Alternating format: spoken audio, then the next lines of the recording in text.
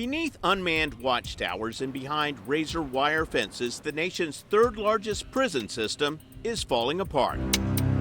Of 18,000 security positions in the Florida Department of Corrections, 5,500 are vacant. The Department of Corrections is in collapse. What is it going to take to get everybody's attention? The problem is when you have a prison crisis, it can lead to terrible, terrible outcomes. The staffing shortage is triggering the closure of prisons, work camps, and work release centers, forcing the state to pack inmates into hellishly hot facilities where some have to sleep on floors. God forbid that we have a riot on any of our prisons. We're gonna have a lot of hurt people, dead people. Florida lawmakers will return to Tallahassee for the 2022 legislative session with a mandate to fix Florida's overcrowded, understaffed, and dangerous prisons. If you think it's something that doesn't affect you and your family, think again. If things get to a critical mass, then the Department of Corrections Secretary has to do a structured emergency release of certain inmates. We are inches away from emergency release in Florida. And you have a lot less control on who you let go in that situation. Absolutely. But it is going to be people who should still be incarcerated that are going to be released early. At a time when restaurant, retail, and service workers are hard to find, it's nearly impossible to recruit and keep corrections officers. The starting salary for corrections officers is about $34,000 a year, and about 40% of our corrections officers will leave within the first year, 60% will leave within 2 years. Working conditions are better almost anywhere else. 85% of our facilities are not air conditioned in the state. And while people say, well, that's fine for the inmates, try to recruit a corrections officers to work in an unair conditioned space in the middle of August in Florida. Department of Corrections Deputy Secretary Ricky Dixon recently briefed lawmakers. There's a minimum number of staff that must be present to safely patrol and operate those dorms housing 140 to 250 inmates. He says federal standards require 4 guards for each dorm with up to 250 inmates. Most Florida prisons, Dixon says, have 1 officer per dorm per shift. They have no one to back them up. They're alone and they're at the mercy of other inmates, not staff, but other inmates to come to the rescue. This footage was leaked to our Script station in Phoenix. It shows guards chased down and beaten by inmates after cell door locks malfunctioned. In Florida, most inmates are in dorm facilities. No bars separate them from officers who often have little experience. We've moved down to hiring 18-year-olds, so kids fresh out of high school now. That I just couldn't walk away and forget. Laurette Phillipson is a prison reform advocate who was previously incarcerated at Lowell Correctional Institute. You can tell when an officer is new if they're actually afraid. You can see it in their eyes. And that's a dangerous situation. Yes, it is a very dangerous situation. Phillipson used open records requests to obtain job applications and disciplinary records for officers who worked at Lowell. One guard had a prior criminal history. He had been charged with domestic battery. His charges were dismissed. He also had a breach of peace, which he pled guilty to. That officer resigned and was named in a lawsuit alleging he nearly beat a female inmate to death, leaving her paralyzed. We should be doing a much better job on checking backgrounds. Another officer's disciplinary record showed more than 40 infractions. He had 22 improper conducts. He had 10 excessive uses of force. He had 2 verbal abuses, and he had 7 sexually related complaints. This is a guy who resigned, got a job back there at the same place a year later, was hired on by the people who did these reports. Yes, and not only that, but he was able to move through the ranks of the Department of Corrections from a correctional officer all the way up to a lieutenant. That officer was eventually terminated after he was charged with sexually abusing his stepdaughter. It's the absolute best job I ever had. Florida Department of Corrections is recruiting with flashy online videos. You'll be influencing lives while safeguarding our institutions and offering bonuses. Also offering a $1,000 sign-on bonus. I've been to facilities in the last month where they had 135 vacancies at that facility, and they only had 3 applicants. Representative Diane Hart says it used to be easier to find recruits in the rural communities where most prisons are located. It's generational. That's all the family has done. So the children become that, and the uncle and cousins, and everybody works in these facilities together. 20-year-old Tristan Weaver was recruited while at Dixie County High School to work at the Cross City Correctional Institution.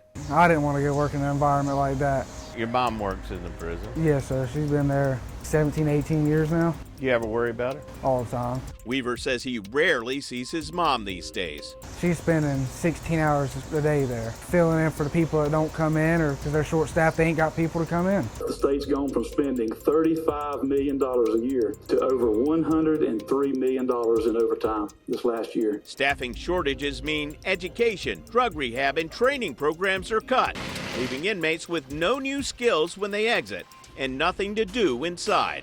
Inmate idleness has contributed to some of the major notorious disturbances throughout our nation over the years.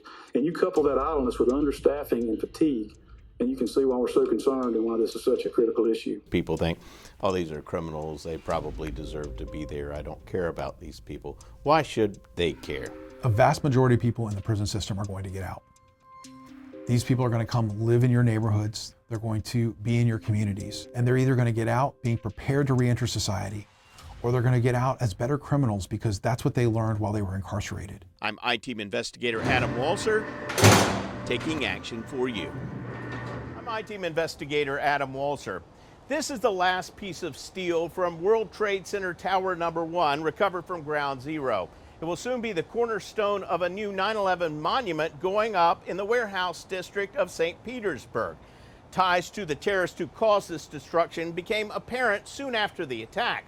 But 20 years later, there are still plenty of unanswered questions. 2 decades ago, strangers arrived in sunny Sarasota County. A lot happened here. A lot. Quietly blending in while preparing to carry out the worst ever terrorist attack on American soil. Records show 12 of the 19 September 11th hijackers lived in or passed through Florida. Some bought cars.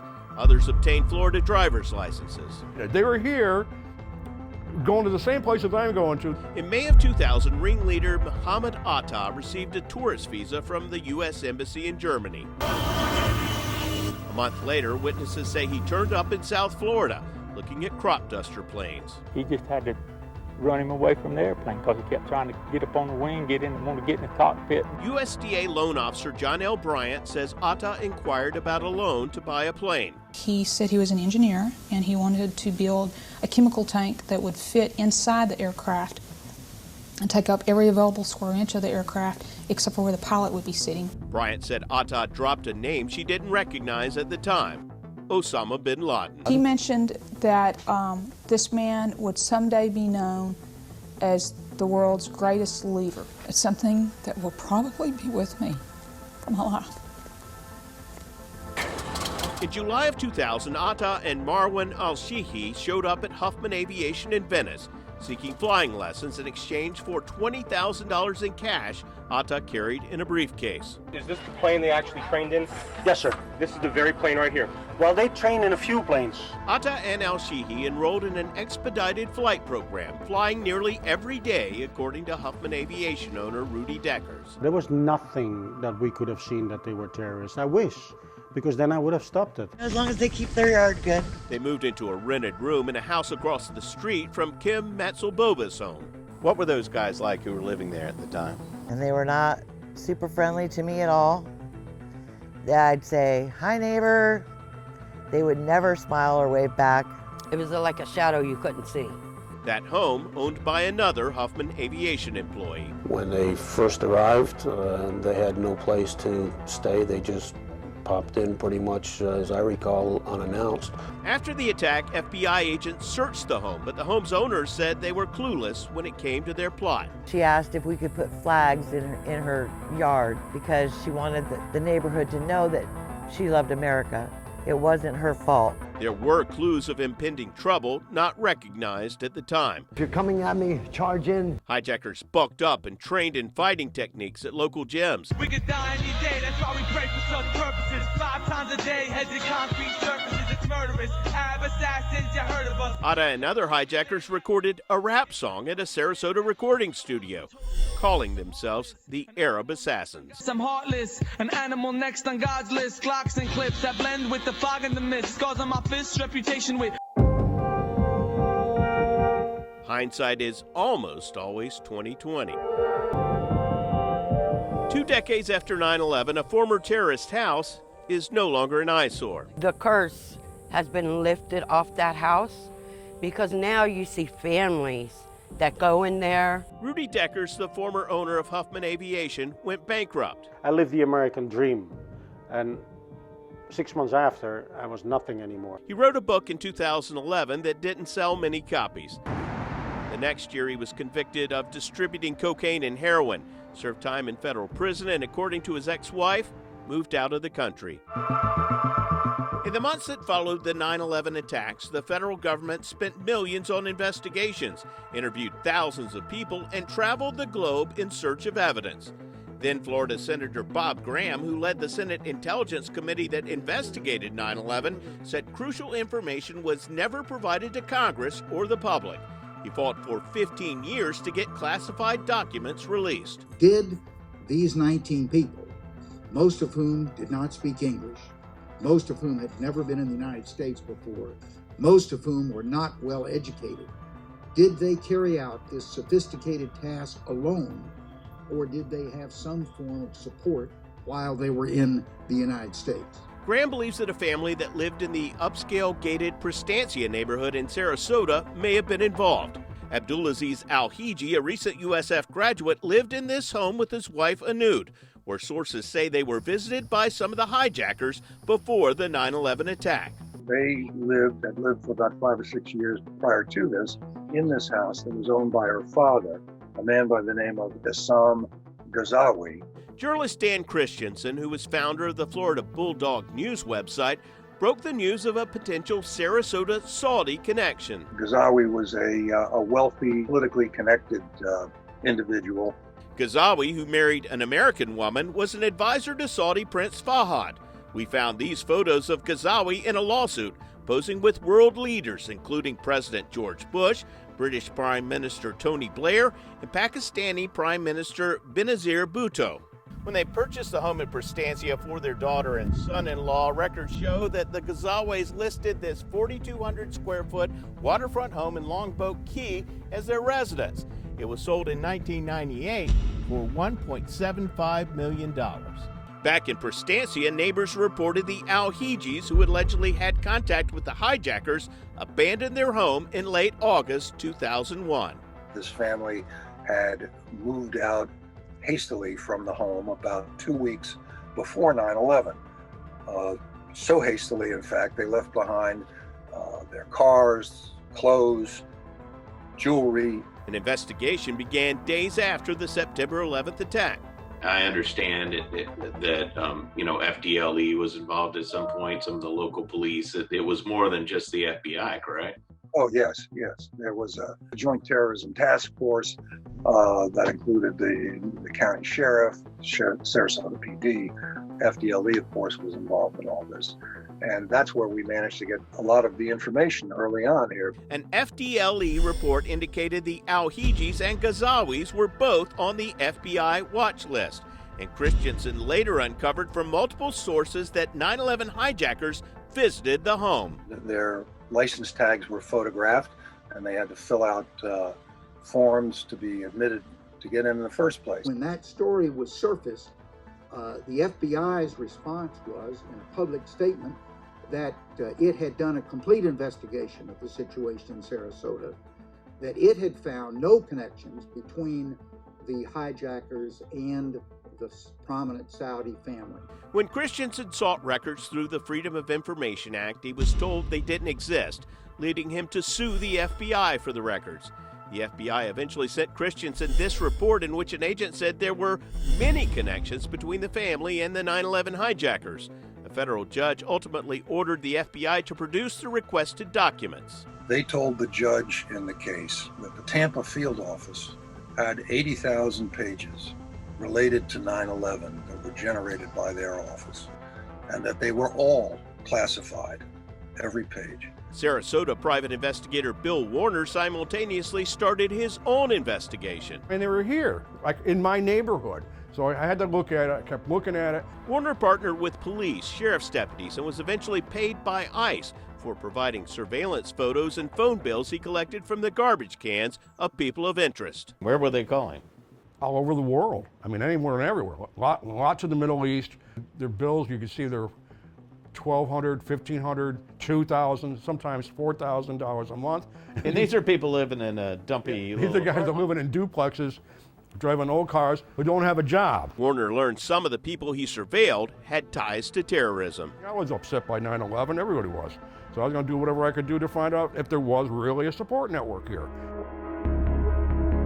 In Tampa Bay, there are still plenty of questions awaiting answers. We are entitled to know what happened, what changed the skyline of the biggest city in the country and killed 3,000 people. I'm I-Team investigator Adam Walser, taking action for you. Your goodbyes left me with eyes that cry.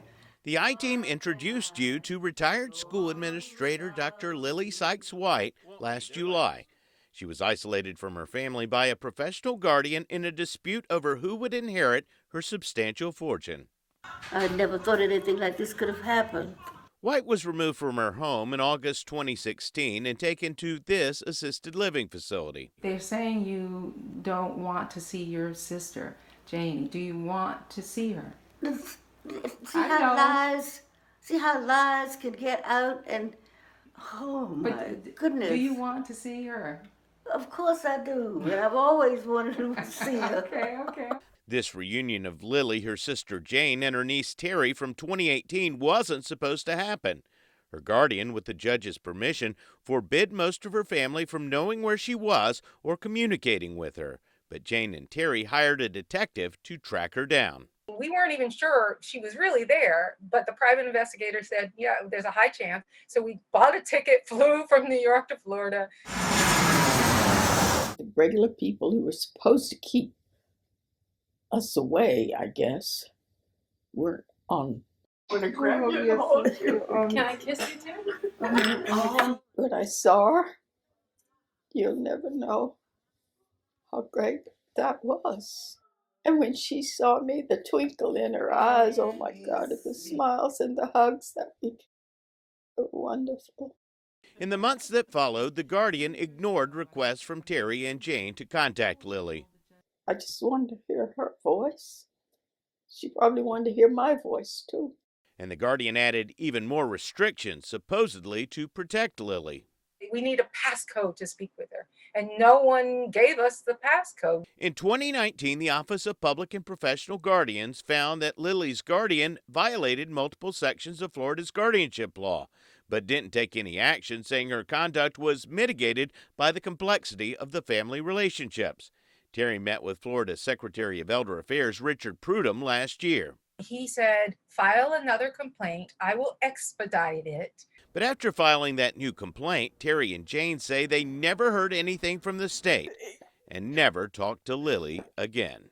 And now my sister's gone. She's gone. She dies alone without her family knowing.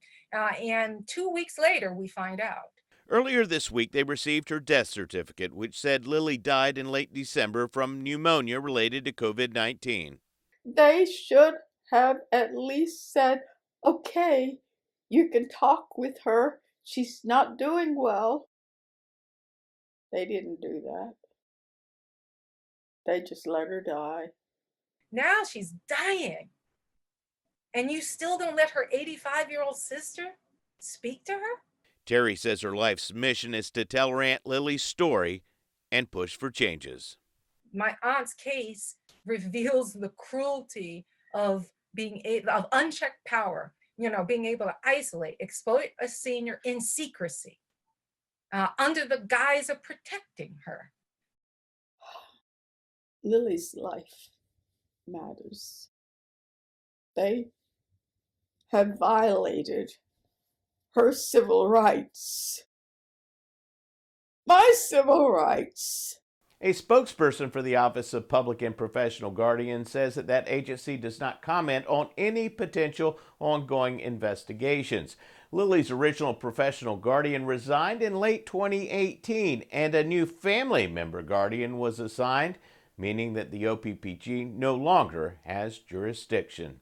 I'm I-Team investigator Adam Walser, taking action for you.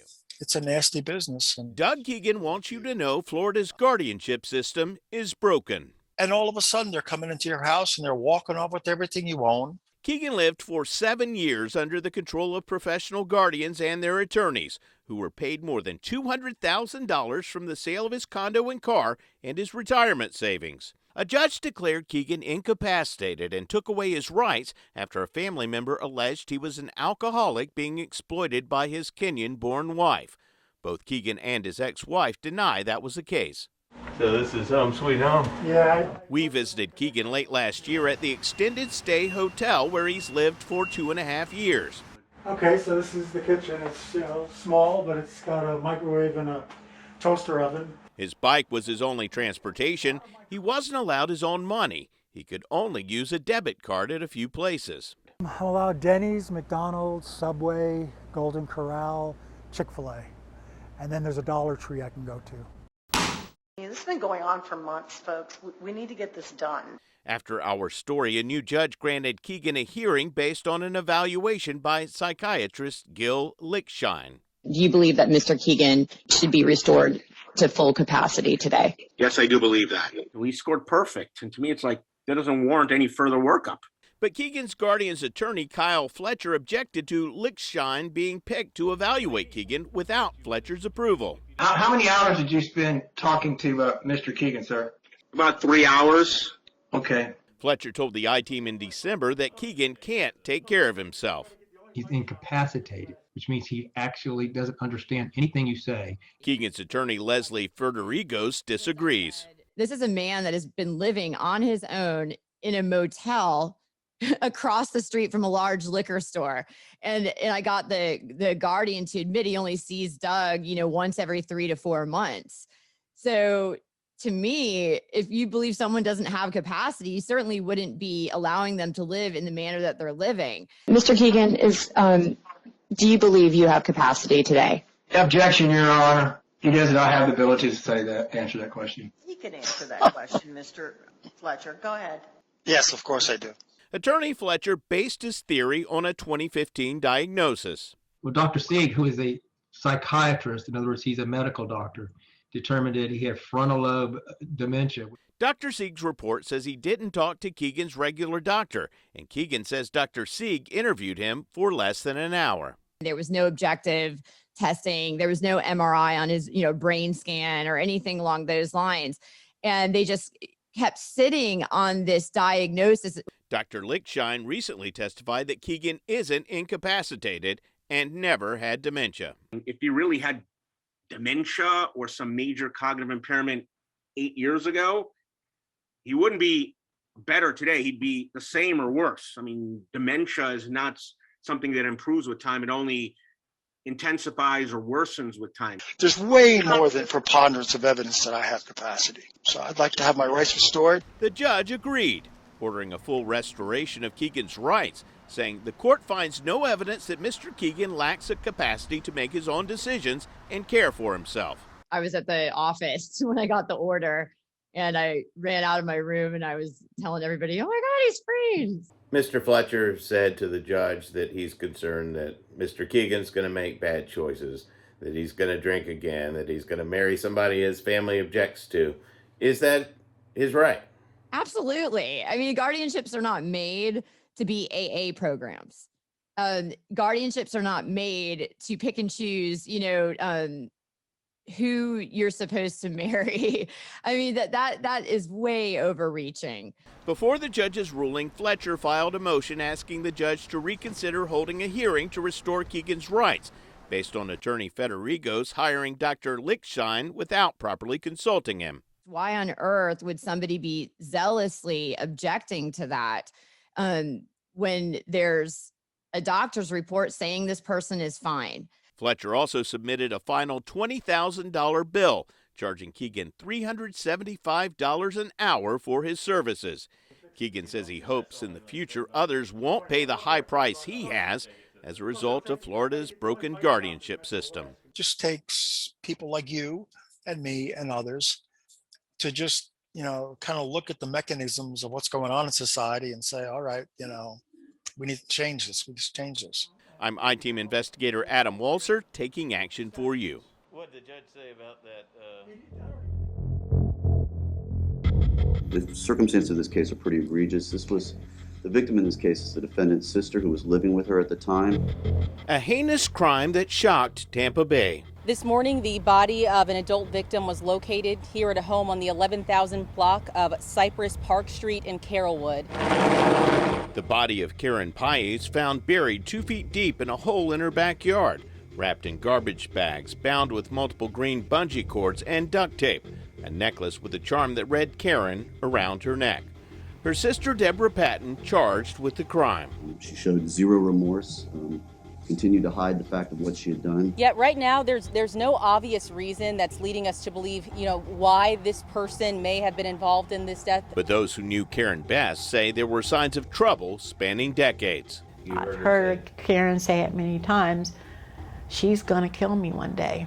She always told us that if I disappear or I'm dead, tell them my sister did it.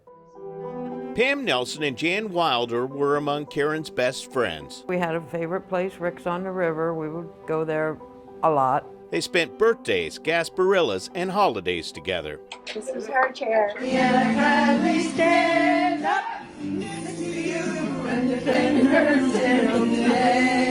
Her friends say Karen always stood up for those she loved, caring for her parents in the home they shared as they lost their battles with Alzheimer's and cancer, while Deborah was nowhere to be found.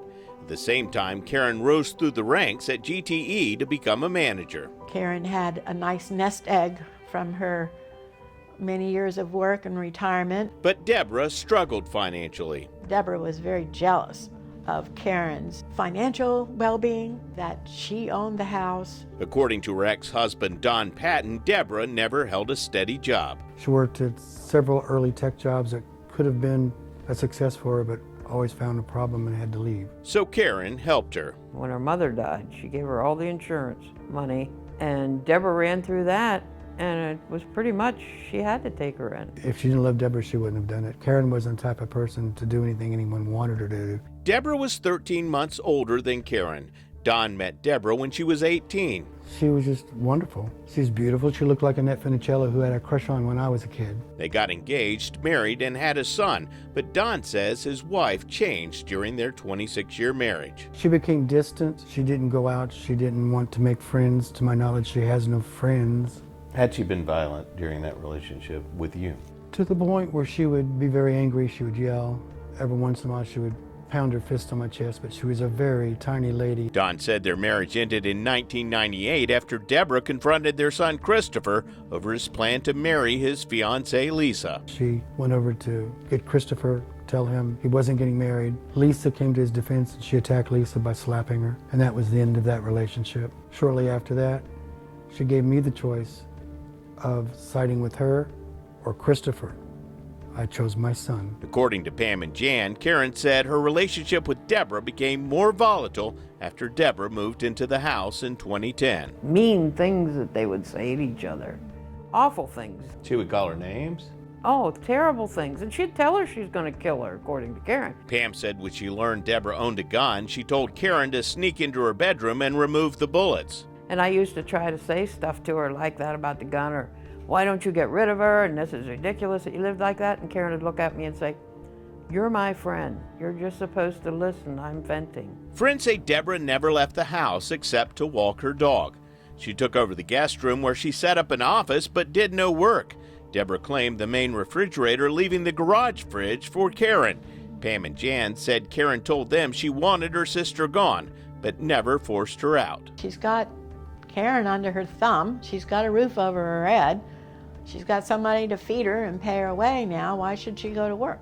In late May, Karen's friends became worried when Karen went silent. So I started calling Karen, texting her. We got some erroneous texts. If I was guessing, it wasn't Karen texting. Didn't seem like the way she would write or speak. No. So they went to her house to try to find her. So we banged on the door and she never answered. Then we heard something in the garage. And I had gone and peeked through that window and could see Karen's car in there. And that really got us going. And I saw Deborah standing there in front of the washer and dryer. They called 911. Deputies responded to conduct a welfare check. When no one answered, they left with no probable cause to search further.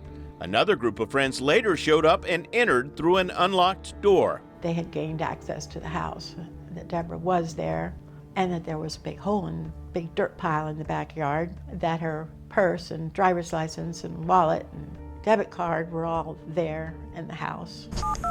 They called 911 again. Deputies returned and questioned Deborah, who said she recently had a personal issue with Karen, but did not want to disclose it. Jan saw Deborah walking her dog. I walked right up to her and I put my hand on her shoulder and I said, "Deborah, are you okay?" And she was just like blank-eyed, like zombie-like. And based on some inconsistent information provided during that interview, deputies went on to suspect foul play. Deputies stood watch as detectives sought a warrant. The forensics team showed up and the crime tape went up, then we began to fear the worst. After Karen's body was found, Deborah was arrested and charged with abuse of a dead human body and murder in the second degree. We were able to locate the body in the backyard, buried. It was identified as being her sister, and we know that she was shot in the chest. Video from a neighbor's surveillance camera showed Deborah taking 2 trips in Karen's car and throwing out 6 garbage bags. Don Patton drove from Baton Rouge, Louisiana to help take care of arrangements. Well, I think it was like 3 days before the police came over. He gave us an exclusive look at the hole police say Deborah dug to hide Karen's body. Deputies gave him this list of items they recovered. They found a gun, they found the bullets, and they found the casings. When Jan Wilder was helping clean out the house, she found a disturbing clue to Deborah's mental state. It was a suicide note that Deborah intended to kill herself after she went to kill her husband. It was addressed to Karen and her late mother, Sophie, who died in 2005, saying, "In many ways, I have been dead for a long time. In a short while, I'll take my life, but hopefully not before I end Don's." Why do you think Karen kept that letter? Maybe for this circumstance to say, hey, this woman's had a problem for a long time. This is not the first time she's considered murder as a resolution to her problems. Don also found a map of Baton Rouge where he lived and a handwritten list Deborah labeled useful information. She knew where I lived. She knew different places I hung out. Why did she want you dead? She blamed me for everything that went wrong in her life. Simple as that. What lessons are to be learned from this tragedy? Please pay attention to what's going on around you with your family members. And if you think someone needs help, try to research, resource, reach out and try to get help for them. Given the opportunity, we would have done anything in the world to have either gotten Deborah out of that house or gotten Karen out of that house. Friends set up this memorial for Karen and toasted her with her favorite whiskey, Jack Daniels. The hate that we feel for Deborah is not what we want in our lives. So we have to concentrate and focus on the real truth, and that's that we had a very good friend that we loved dearly and that loved us and that shared our lives and our family with us. We will never, ever forget her. I'm I-Team Investigator Adam Walser, taking action for you.